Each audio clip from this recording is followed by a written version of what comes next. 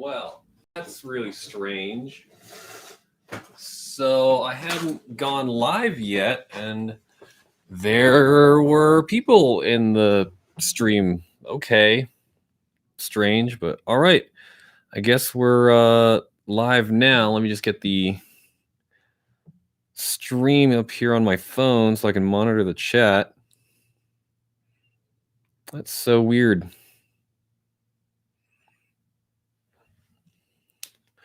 So weird. All right.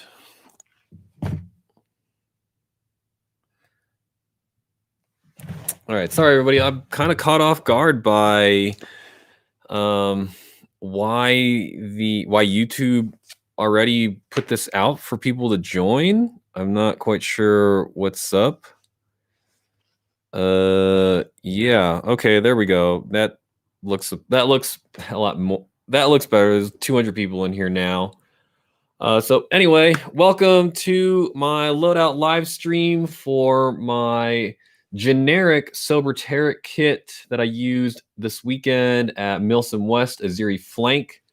Now I'm saying this is a generic SOBR Terek kit because there's aspects of it that are correct, there's aspects of it that are completely wrong, and then there's other aspects of the kit that are literally just there for my own convenience and to make things a little bit easier on myself. So without further ado, let's get into the loadout, and we're gonna go head to toe, and I'm gonna try to go as in depth as I can and give you guys reasons for why I'm using things, or I'm gonna give you guys reasons why I'm using certain equipment and why not others, and then some other discrepancies that you'll probably see in the Vice video and in my own video, and some other photos probably floating around the internet. But let's get into it. Starting with the helmet. This is obviously the wrong helmet for a SOBR Terek kit. The proper helmet is just any generic tan or black or green bump helmet or fast helmet. Most notably, the SOBR Terek units have a ATAX AU helmet cover along with their gear. Obviously, you can see on mine, the gear is just all straight tan. And that was basically just because I could not get all of the ATAX stuff in time, or at least the stuff that I wanted in time for the game. So I just decided to go with just a basic tan. This setup also, the reason I also went for this setup is so that way this would look good in the camera for the Vice cameras.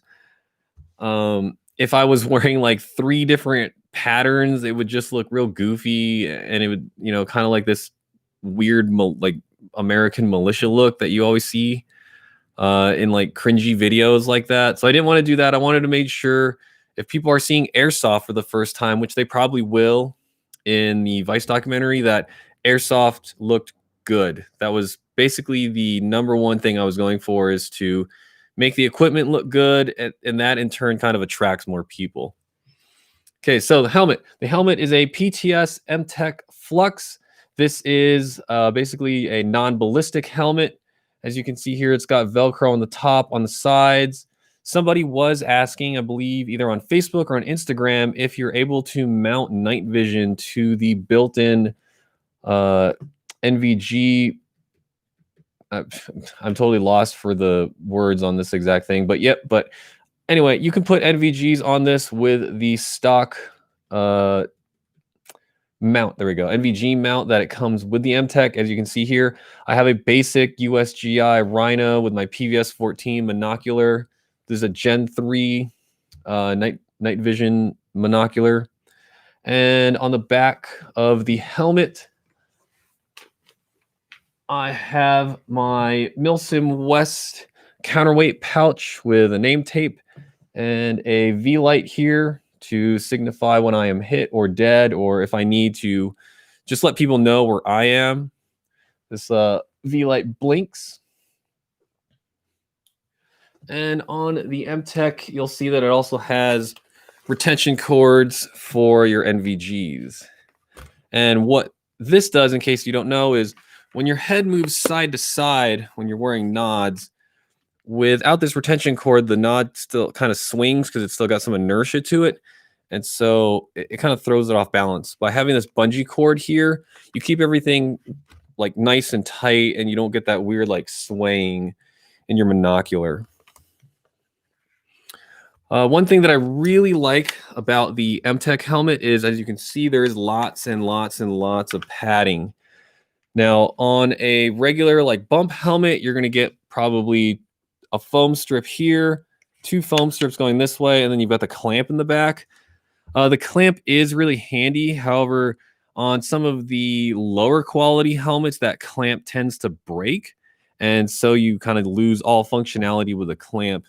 In the PTS MTech, you get this little strip of padding right here. And from what I've seen by letting other friends borrow this for like nighttime shoots or just to like try the helmet on, this little padding can make a huge difference between if the helmet fits snug or not. Whenever I wear it, I put the padding on and it keeps it just really snug. And it's not like snug where it's like squeezing your head like it's in a vice. It's more of like a gentle hug around your head. So that's one of the reasons I really, really like this MTech helmet. It also gives kind of a different look too. If you're looking for something that's a little bit more unique or possibly different from just the basic ballistic, or I'm sorry, from the basic fast helmets out there. On the back of the helmet as well, you might have noticed there's a little strip of tape. This is just for whatever reason, maybe I need a piece of tape for some random ass thing that's breaking on my gun like normal. It's there. All right, so that'll finish it up for the helmet setup. Next, I have my communications setup. This is not a true MSA dual comm, but this is a dual comm setup. I bought this on eBay for about $400, which isn't bad considering it's a dual comm setup. And most of the stuff that you find right now on eBay is a single comm setup that's like $450. So saved $50 and then also gained another line for communication. So if I wanted to, I could run 2 radios to this one headset and just have them both going in my ears. It gets a little overwhelming sometimes. I have tried it. And so I don't recommend this unless you're like in a command or cadre position, or if you just want to be able to listen to literally everybody. But just keep in mind, it does get a little overwhelming. So you can see here on the sides, I've added some loop Velcro to help with cable management. So with the dual comm setup, you've got 2 sets of wires coming off the headset. Here you can see my PTT hooked up to the left ear, and on the right ear, it's just blank. On the plug, I've added the hook Velcro. So what that lets me do is I can kind of tie this up with like a rubber band or something else, and then take the pin and just stick it to the side of the headset. So it's just kind of out of the way and it's not dangling around. That's just one example of wire management. So, and this is really easy to do. You just buy yourself some adhesive Velcro, cut it to the shape of the headset, and you can put patches here and other stuff. So kind of nifty. Again, I bought this on eBay. If you want the PTT I bought on another website called Disco 32. This was about $100. So this setup will probably run you about $600 if you're trying to run 2 PTTs and a dual comm setup. The boom mic is really good. My only complaint with this is I wish it came with the gel cups. I'll have to replace these cups with the gel cups for more comfort. And the volume inside the left ear is really quiet for some reason. I'm not quite sure. And it's a little annoying because when I'm using my speaker mic, the speaker mic kind of drowns out the incoming transmissions, and also like other ambient noise will drown it out too. These are also noise canceling as well.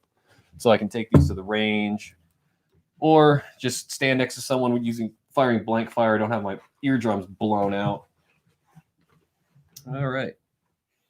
Okay, moving on with some more commo stuff. If you've been watching my channel for a while, you'll you'll see that this comes up a lot. This is my Code Red handset. I believe it's the Code Red Speaker 21. But this is what I use normally for all my radio communications. It's nice having the speaker mic, because then whatever transmission is incoming can be picked up in the GoPro. That's how I get most of the audio from my radios. The radio itself is a Baofeng UV5R Plus. Now these radios can pick up GMRS, FRS, and also radio stations. So really handy to have. I have the upgraded battery. This is about a 3,000 milliamp battery, I believe. So this usually will last me most of the weekend, as long as it's not left turned on. The antenna is also a aftermarket antenna. I'm not quite sure exactly what this is called, but I mean, it's more of a military style looking antenna. And to hold this onto my rig, I've got a Milsim West radio pouch. This radio pouch opens like this. It's kind of like a hinge. And what that allows me to do is basically change between radio frequencies without having to like pull the whole radio out and enter stuff in and then get it back in there. I can basically just unbuckle this, take a look at the radio, switch to whatever channel I want, and then talk to whoever I'm trying to talk to. Unfortunately, this item is discontinued right now. Hopefully it does come back in stock at evic.com. Quick note, most of the gear list is in the description. So if you see something you like and you do want to purchase it, you can go to the description in the video, and all the links are there. All right, let's get this back on here. Okay, so for this one, I'm going to stand up. Most of my head's going to get cut off, but it's all right. You don't need to see me. You're mainly concentrating on the gear. So next, the plate carrier or rig I am using is a Z-Shot fully licensed CRYE Precision JPC 2.0. Just a little bit in tan or coyote. You can see the CRYE licensed markings right here. On the front, I have a generic TMC M4 triple magazine pouch. These AK mags are in there upside down because the lip for the lever on the AK will not allow this to fit the other direction, so they're just in here like this.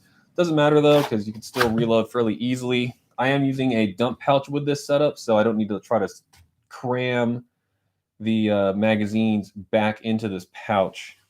Also, a quick reminder, if you have a burning question you'd like to ask, the super chat is available. So if you really want something answered, you can always hit the super chat, and donations are also welcome. All right, moving on. On the right side over here, on the plate carrier, is an HSGI double stacker taco. On the front part of the taco, this can be used for pistol magazines and any other miscellaneous items that you want to put in here. Sometimes I'll cram a multi-tool into this. Sometimes it'll be a pistol magazine. Sometimes it's just empty. I don't really like trying to remove this. The other section of this HSGI pouch is primarily for M4 magazines. In it right now, I've got a speed loader, a broken one, but that fits in nicely. Easy access as well. When I run an M4 platform, I usually put another M4 magazine here, and this will be the first mag that I reload off of. When I move my arms around, sometimes it does get in the way, but for the most part, it's just a quick, easy spot to reload from. Instead of having to pull up on this Velcro, then grab a magazine, I can just reach over with my left arm, grab the magazine, reload it, take the empty mag, and put it in a dump pouch. Okay, now next on the plate carrier, you can see down here, let me move this stuff. Down here, this is a brand new pouch. It is not quite available on evic.com right now, but it probably will be. This is the Haley Strategic 40mm 5-banger. This pouch, or this dangler right here, is made specifically for 40mm grenades.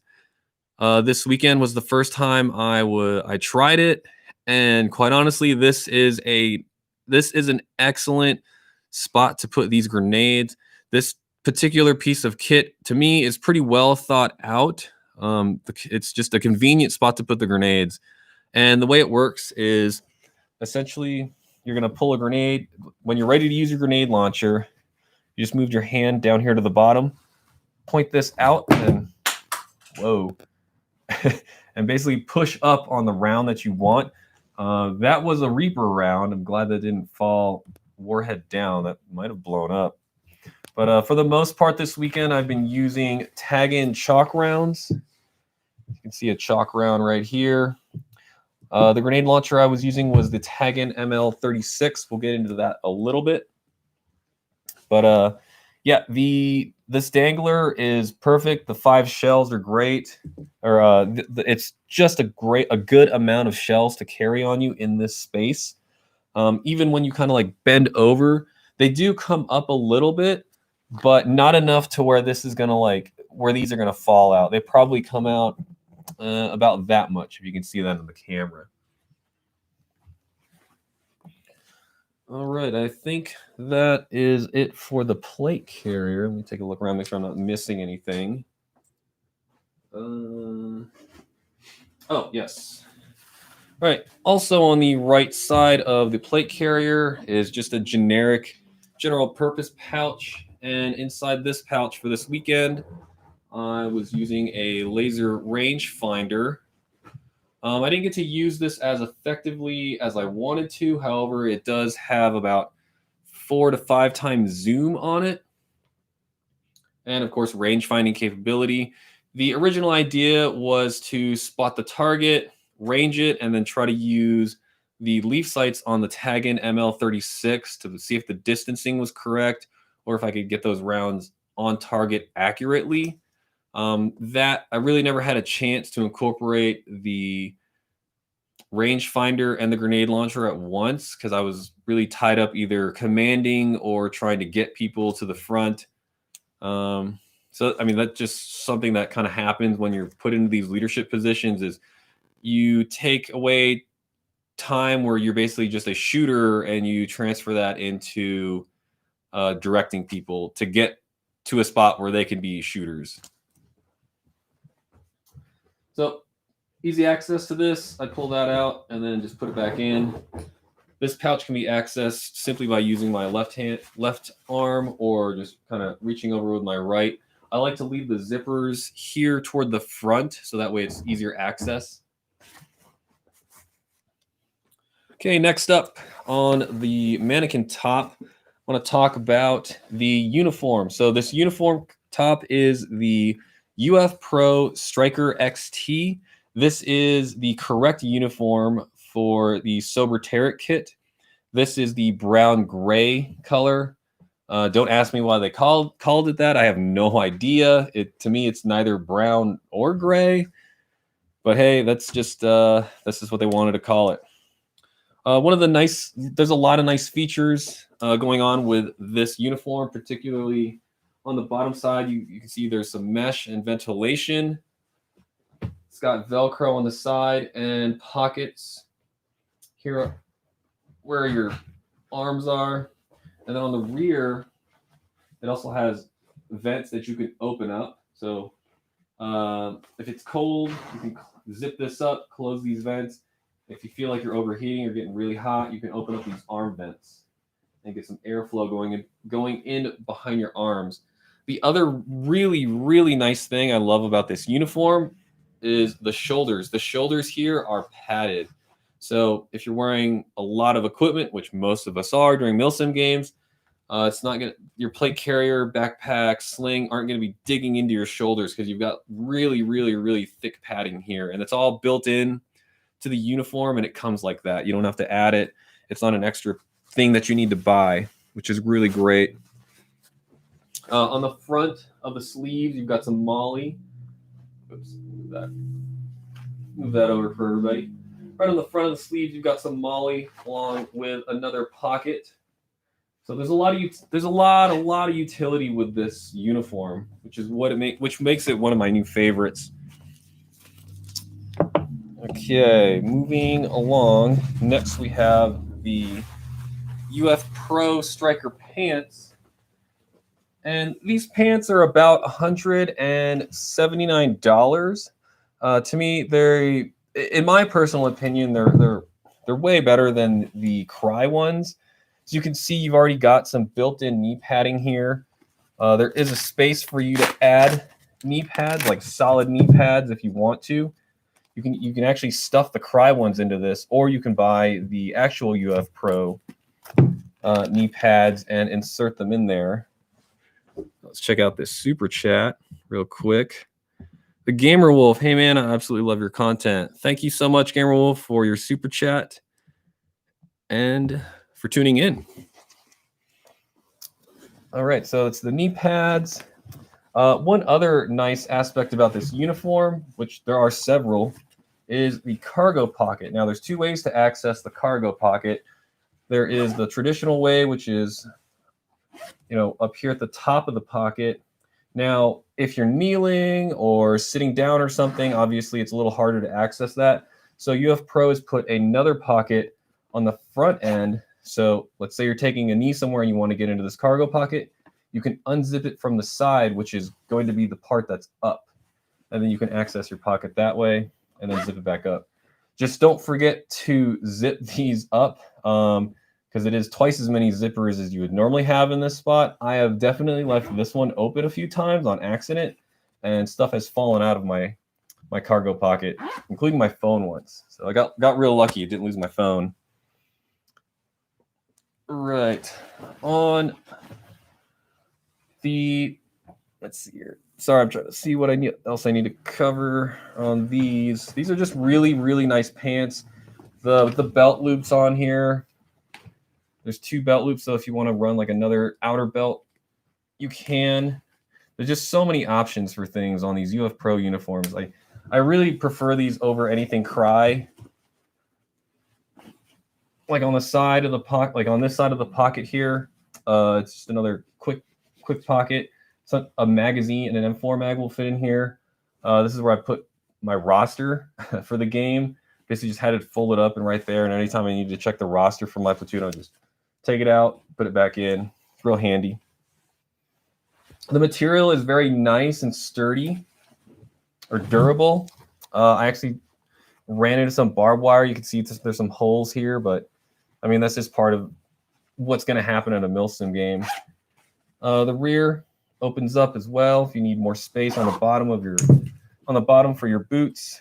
And I believe there's a pocket down here on the ankle. Yeah, there's a little ankle pocket down there. But very, very nicely designed uniform. As I said, these pants run about $179, I believe, on evic.com.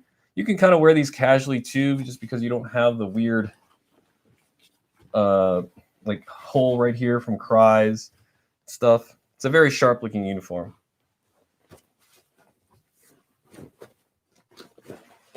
All right. Move that out of the way. Let's get some of this other stuff out of the way real quick.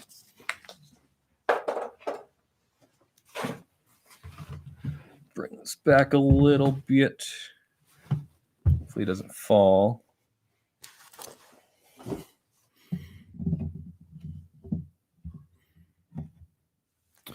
Okay, next up, I've got my battle belt. This is the LBX Assaulters battle belt with a Blade Tech holster on the side, holding my Elite Force Glock 18C.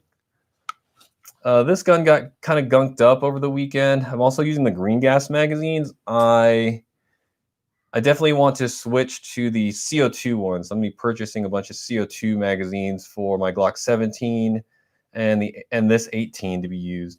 I do not recommend using the full auto function on this gun with the CO2 mags. That's definitely going to break it really quick. But hey, if you got the money to spend, go for it. They work. The rate of fire and the blowback on this is nuts with the CO2 magazine. But again, I do not recommend that. All right, on my battle belt, very basic setup, dump pouch, two older style HSGI taco mags. These are actually broken. I've had these so long that the elastic cords that add the retention have basically rotted away. And a rubber knife, but the rubber knife doesn't do anything for MSW. All right, next up is my backpack from the event. This is the HSGI M24 backpack, I believe. I don't remember the exact name for it, but on the outside, I've got some 10-speed pouches, another radio pouch. This was supposed to be my command radio pouch, but for whatever reason, this radio is really old and it doesn't work as well. I'm not quite sure what's going on with it. I think it's just the fact that it's been to so many games and it's been beat up so many times that it is just at the end of its life. So rip. Okay, inside the backpack, I've got my Camelback. And then in here, I would also just kind of put in a bunch of other stuff that I would need, like extra batteries, more chalk rounds, very basic stuff. I've already kind of done a more in-depth video on this backpack. So you can search the channel for that if you really want to know more about it. All right, so let's start getting into more of the guns, particularly my primary gun. Ooh, sorry. All right, primary gun for this event was my SOBR Terek E&L AK-104 with Zenetco furniture. Under it was mounted this tag-in ML36 CO2 powered grenade launcher. See the leaf sights here. All of this camo pattern that you see on it is tape or camo tape that I put on. I bought the tape on Amazon. And the reason I wanted this tape is to just break out the outline of the gun so it wasn't just a solid piece of black something that would stand out against the tan background of George Air Force Base. Internally, there's not really much going on with this gun. It has been worked on a little bit. It's basically just a reliable shooting gun. Powering the gun is a Titan Power 7.4 lithium ion battery, 26 milliamps. That will normally get me through the entire weekend. This particular one, and Titan makes these in both 11.1 nunchuck. Basically, Titan makes, if you want to put it into an airsoft gun, they make a battery for it, and they do it with a lot of milliamperage, which is basically the amount of power in the battery, in case you're not very battery savvy. This one I'm holding is a 3,000 milliamp battery. This will get you through, yeah, definitely an entire weekend of pickup gameplay, even maybe both days of pickup gameplay if you're really playing a lot of airsoft this weekend, and it will most definitely get you through a Milsim West event. I went with the 2600 milliamp for this weekend, and I did not run out of juice at all at any point during the game. However, disclaimer, I was not shooting that much. I did shoot a bunch of dudes on Saturday and a couple random firefights Saturday night, but no, I wasn't as trigger happy as a lot of other guys in my squad. All right, to carry the gun, I've got an Haley Strategic rifle slick sling. This is the first time I've used this. These slings kind of come, these slings are just come with no hardware on them. So when you do buy it, you'll have to add in your own hardware, or you can just directly attach this to whatever gun you're going to use it on. The padding on this isn't really thick. I've seen a lot of thicker ones, particularly on the Blue Force Gear slings. However, the material it's a nicer material. It's almost the same quality as the UF Pro stuff. So it feels very durable. Oh, got another super chat. Let's see here. Brian Shipley, standard support. Happy holidays. Thank you, Brian, for the super chat. Greatly appreciated. All right, toward the front of the gun, or attachments on the gun. As I said, Zenetco furniture. Very simple red dot. And then the tag-in ML36. So let's get into this a little bit more. Let me get this AK out of the way so we can better see the tag-in launcher. That over there.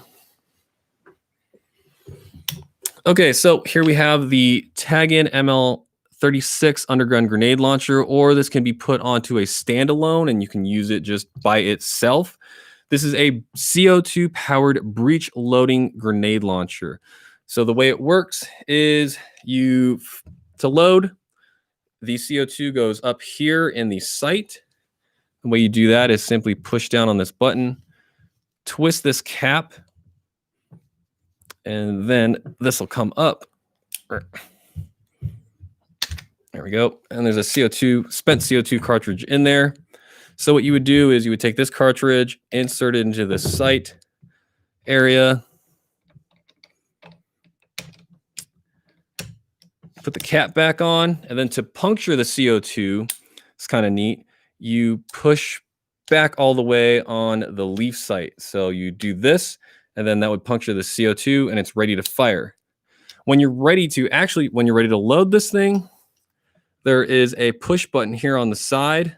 When you push that button, the breech opens up from the side, and then you would insert a round in. There's already a round in here because I basically took this off immediately after the game. But one thing to note with the grenade launcher is if you're going to use these rounds, you have to have this rear cup, which is basically the equivalent of like the shell for a real 40 millimeter grenade. So it's kind of neat that it's got a little bit of realism. So when you shoot a real 40 millimeter grenade, you still have this piece right here that needs to be ejected from the breech. And so it's almost the exact same with the tag-in stuff or for airsoft. The only difference being you probably can't see it, but inside the tube there is rifling. And so when you insert the round in, the rifling has to be lined up or else it sticks up like this. So you might be able to see this. I'm not quite sure, but I'm going to twist that a little bit until we get the rifling correct. There we go. The rifling is now correct and it sits flush in there. You close the breech and then squeeze the trigger to fire.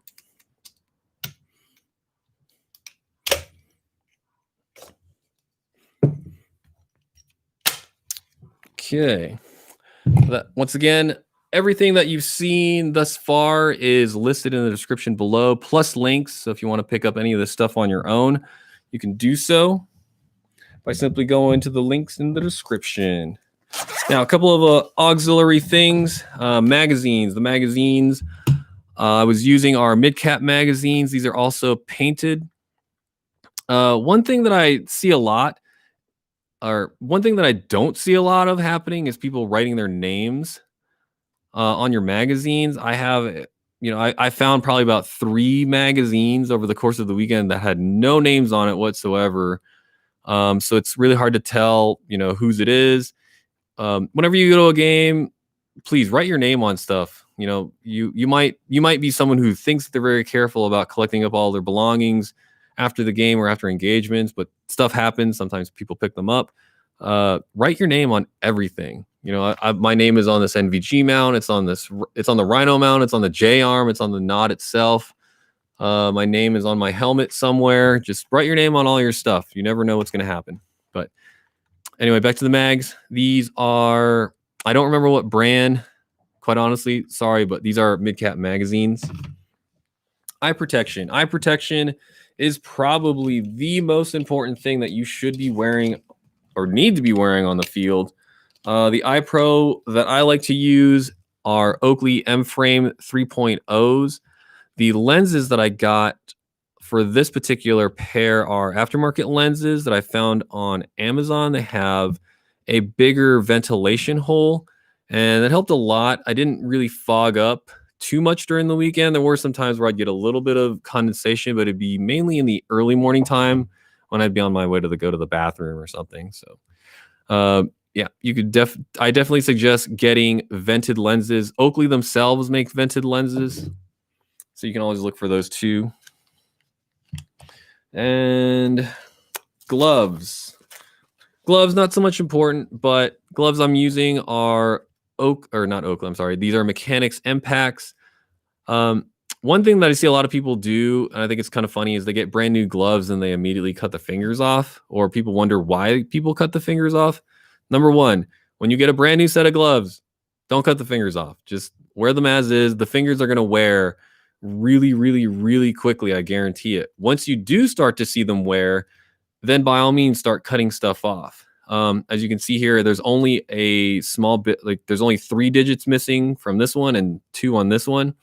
And that's mainly because with your hands, there's only, you're mainly just using these 2 fingers.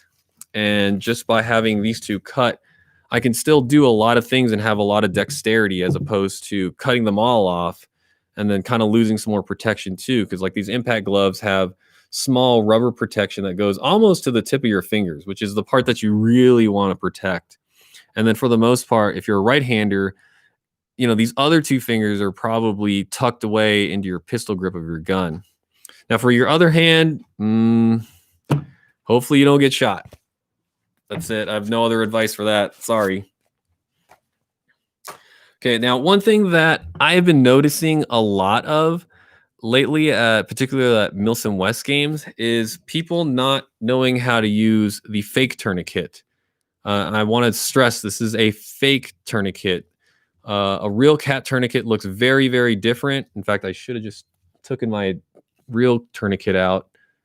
See if I can see it here in the garage somewhere. I don't think it's around here, but I want to cover this because I keep seeing people do this completely wrong, and it's really hilarious to watch. Because like if you just look at this thing, maybe you have no idea. I don't know. It's just silly to me that people don't know how to use this. So here we go. This is how you use a Milsim West tourniquet. So if you're not familiar with the rules at Milsim West, when you are shot, you're going to call hit. You're going to act out your death. I'm hit. You're going to call for buddy aid. Buddy aid meaning anyone on your team can come over and apply the fake tourniquet to any appendage on your person, whether it be your arm, your leg, whatever. Just don't put it around their neck. But the way this works is you're going to take their tourniquet off their person. You will then separate all the Velcro pieces. Okay, there's hook Velcro here and loop Velcro here. You want to make sure that the Velcro is facing outward, or make sure this red is facing up. Just make sure the Velcro is on the outer side. Next, you're going to take that person's arm, okay, and you'll put it around their arm like so. Then you take the red piece and you put it through the plastic glide thingy right here. Just like so. I'm going to do this a couple times for everyone to see that. This is the red end of the tourniquet goes into the plastic slot on this piece. Just like that. Okay, now it's very important to note that the Velcro is on the outside, because if you do this the reverse way, there's no Velcro for anything to hook onto, and then this thing is just dangling, which is what a lot of people I've noticed have been doing lately. So, once again, take the red tip, insert it into the plastic piece, make sure the Velcro parts are visible to you or facing outward. Slide the red piece through, then you will see that the loop Velcro and the hook Velcro are showing. Apply that like so. Obviously, it's not going to stay on this sleeve, but this will go around the person's arm, and now it is secure in place. And that is how you use the fake Milsim West tourniquet. Please inform all your friends before they go to a game, so that way they're not bumbling with your tourniquet, trying to get you back into the game. Because that's another thing that I see is everyone, taking like 3 minutes to figure out this tourniquet, all the while, the enemy is sneaking up on you. It's really hilarious. Trey, thanks for the super chat and the neck tourniquet. Very nice. Man, I really wish I would have got out my real tourniquet for you guys, but oh well. Maybe in another loadout video. So I believe that covers everything in the loadout. Just want to take a look one more time, make sure I'm not missing anything.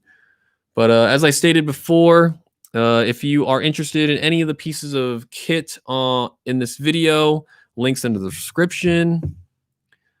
And yeah, that's pretty much going to wrap it up. I don't want to drag this out for anyone who's not watching live. Thank you all so much for tuning in and your viewership. I appreciate each and every one of you so very much. And I'll see you guys next week with a new video.